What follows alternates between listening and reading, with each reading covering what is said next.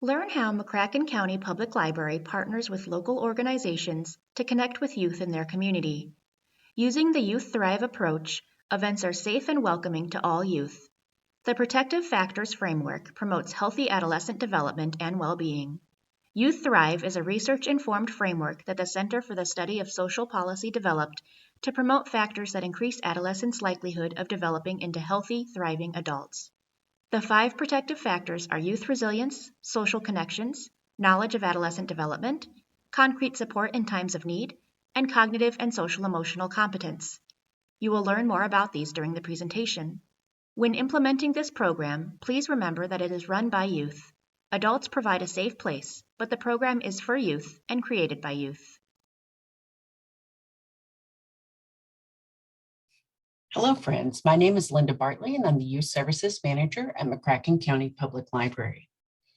Today, we're going to talk a little bit about how we can support the well-being of young adults with the Youth Thrive approach. I hope that by sharing McCracken County Public Library's experience with Youth Thrive, your library will be inspired to implement this approach. Today, I will focus on our community's program, Loki, that uses the Youth Thrive approach. Youth Thrive is not a program. Instead, it is a framework to help guide those working with youth to focus on thriving to support their well-being.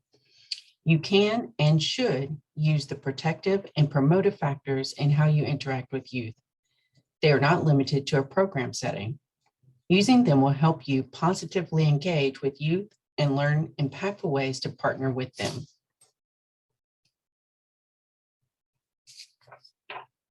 Youth Thrive is an approach developed by the Center of Study for Social Policy, and it uses the latest science to advance work based on the protective and promotive factors for youth success.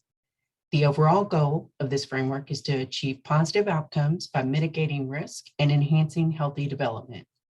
Implementing the Youth Thrive approach will help give each of the young adults you work with a voice and an opportunity to grow in a positive environment. This slide includes a picture of our Brewery Book Bike at a Loki event. This event was held at a locally owned coffee shop, and our partners provided the teens with free beverages and snacks. The library brought free books for them to add to their library.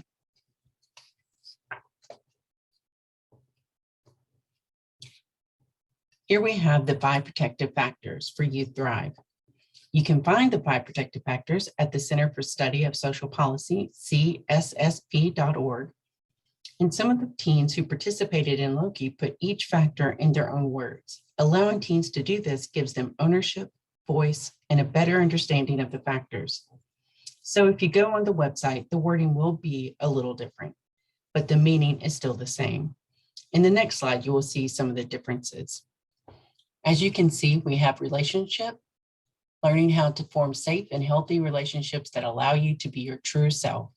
Support, finding community and resources you need to get help and support in your life. Knowledge, knowing, understanding, and learning more about yourself. Awareness, understanding your own thoughts and feelings and how to convey those to others. Resilience, being able to bounce back and stabilize emotionally after life's challenges. You can understand how implementing these will help you create a safe and positive environment for your youth. Here is an example of the Youth Thrive framework. So we have increased protective and promotive factors. And you'll notice that those are the 5 things that we talked about on the previous slide. They are worded a little bit different. And by implementing these, you will reduce risk factors, and then you will increase dynamic outcomes, and that is healthy development and well-being for youth. So doing these 2 things will really help your youth in your community and who visit your library.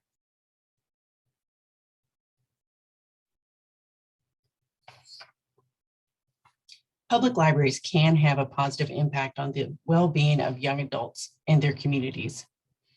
If you cannot build a program on this approach, please visit cssp.org and learn more about the factors. Doing so will help you and your team engage with young adult patrons positively to create a safe environment at the library for them. Only implement a program using the Youth Thrive approach if you want to let young adults lead it. Youth Thrive is geared for youth ages 11 to 26, and you should only have these ages in the program and leading the program.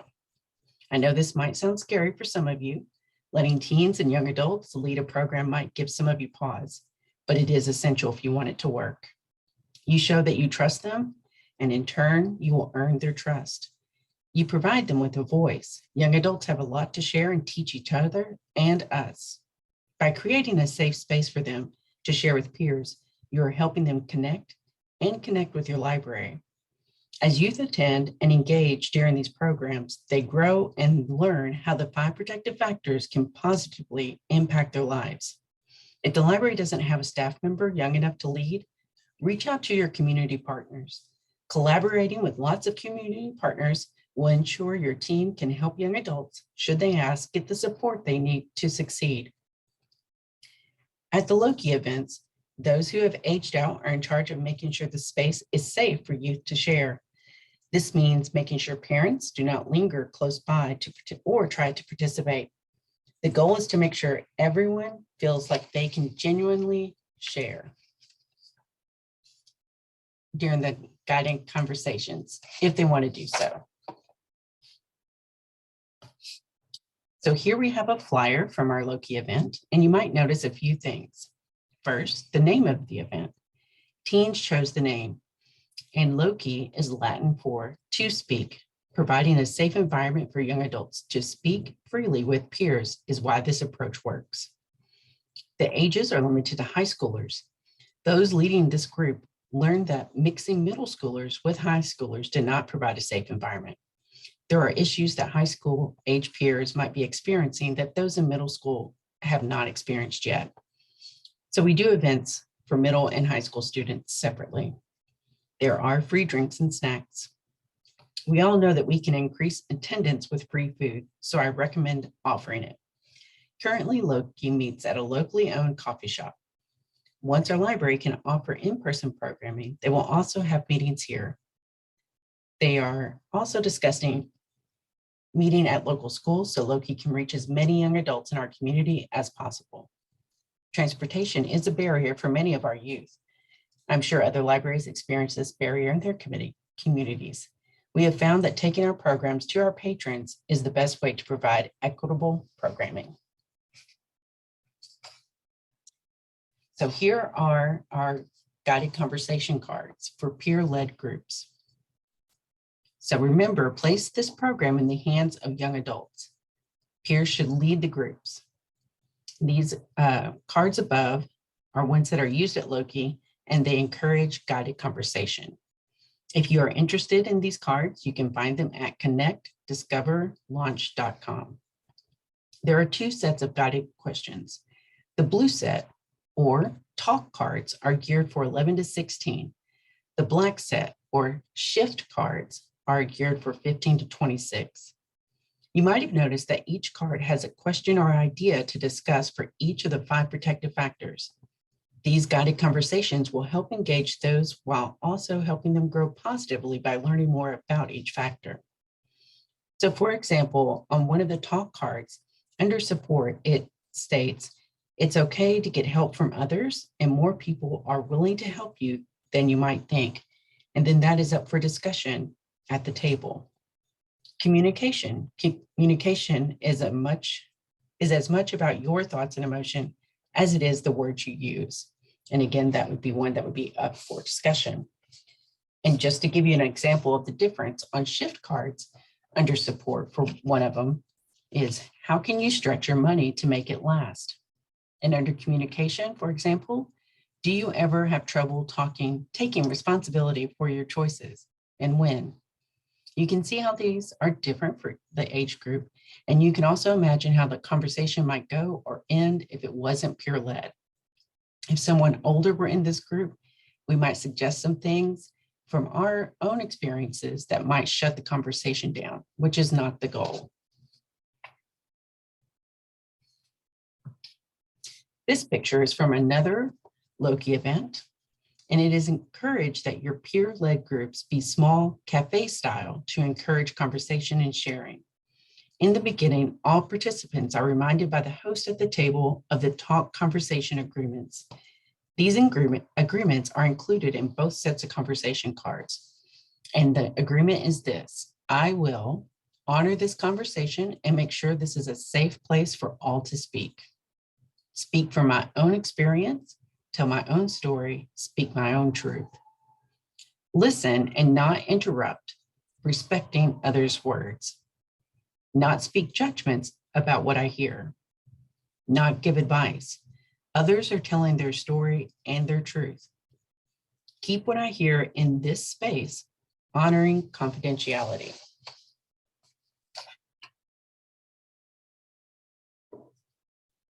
LaDonna Butler, who has spearheaded Youth Thrive in our community, shared some feedback with me from some of the young adults who participated.